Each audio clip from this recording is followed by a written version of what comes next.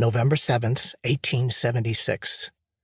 The southern bank of the Little Bighorn River, Montana Territory. The well-marked grave. The Montana sky was alive with the flickering riot of a billion stars. The moon had just made its grand entrance, breaking free of the horizon and beginning its slow climb to its proper place at center stage. Its breath was cold and strong and whipped through the pine trees that it found huddled together along the banks of the little river. They bowed and moaned in protest. Their branches rattled and quaked and tossed cones in all directions. Each one produced a muffled thud as it found the ground below. "What's that?" The nervous little man's voice quivered, and not just from the cold. "It's a pine cone," his companion barked in disgust. "Jesus, Harlan, you're an old woman, you know that?" "I don't like this place, Joe. I don't like it one bit. This place is haunted, and that's a truth." Harley carried 2 spades on his right shoulder. His head seemed built on a swivel as it rotated in almost impossible directions. Every time he heard the softened thump, "Sounds like just a footstep behind me." "Don't tell me you believe that ghost shit." "A lot of boys gave up the ghost hereabouts, Joe. We've been tripping over their bones since we took the foot back there. And even if it ain't spirits, what if the sewer's still about?" Joe chuckled and shook his head. "You just ain't getting it. That's exactly why we come here in the middle of the night. 'Cause the Sioux, Crow, Shoshone, all of 'em, are just as scared of this place as you." Joe held an oil lantern low to the ground as he walked along the pine-needled carpeted riverbank. The lamp's glass shroud was painted black on all sides with the exception of a small area, only a few inches square on one side. Subsequently, it cast off a narrow beam of yellow light in only one direction. It was the searchlight that guided their progress through the stand of pines. "It should be right around here. They said it's by a well-marked grave."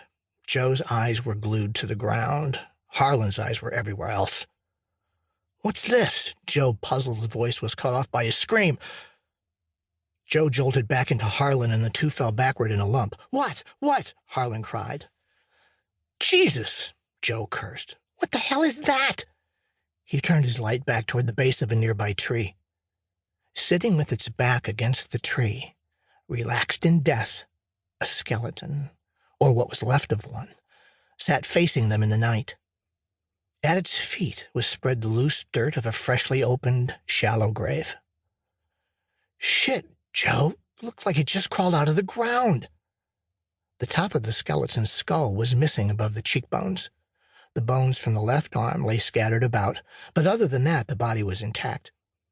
The boots were gone, but the cloth shirt and deerskin trousers, blood-spattered, torn, and dirt-caked, still held the corpse together. Long black hair still clung to the back of the skull, and the mouth hung open, as if frozen in its death scream. "It's an Injun, one of Custer's scouts." Harlan was still clutching Joe's shoulder. His heart was pounding. "It's a bloody knife," Joe replied in satisfaction. "This is the well-marked grave. Give me a shovel. It's buried here somewhere." Joe set the lantern down, positioning it to cast its light across the broken ground. As his spade bit into the earth, the wind stopped, the trees stood still, and time ended.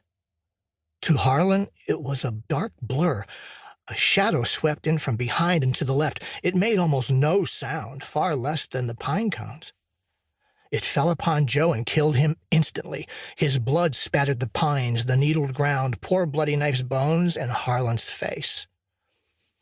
Harlan turned and ran screaming into the night, like the panicked coward that he was.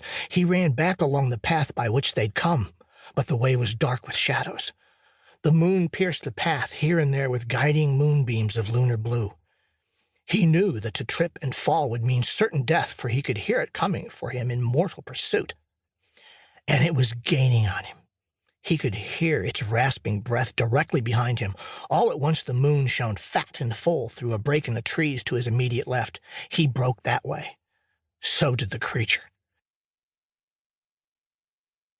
To keep listening to this audiobook, I've left you a link in the description so you can do it, at no cost thanks to Audible's 30-day free trial.